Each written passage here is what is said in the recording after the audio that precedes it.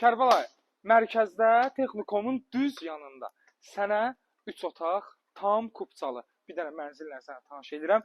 Evimizin bu səfər səni çöldən başladım çəkməyə. Evimizin çox fərqli içində dizayn var. Elə evi görən kimi dedim ki, Xırdalanda belə bir dizaynda çox ev yoxdur. Elə bura çox əladır. Qiymət də çox münasibdir. Bir dənə beləsinə həyətimiz var. Evimizi görürsünüz də, kürsüsünü, hündürlüyünü falan filan. Belə də xudmani balaca bir dənə həyəti var.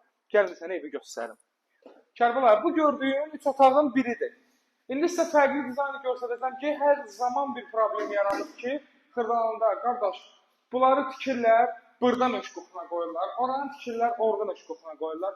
Bu ev bütün məsələləri yığışdırır. Bax, gəl bura, şəxsi tikili olan bir evimizdir. Kərbəlayı, bu zalımızın böyüklüyünü gördün. Gəl bura. Kuxna ayrı. Bax, bu sənin kuxnan. Kuxna yerində həyətivə açılan pəncərə. Öz yerində. Gəlin də Kərbəlayı bura. Bu sənin növbəti bir otağın. Yataq otağı kimi də istifadə olunur. Yəni, ürək istəyən, lapımız zal oraya ayarladır. Bu bir otağımız. Gəl Kərbəlayı. Bir dənə də yataq otağımız günəş düz evin içinə vurar.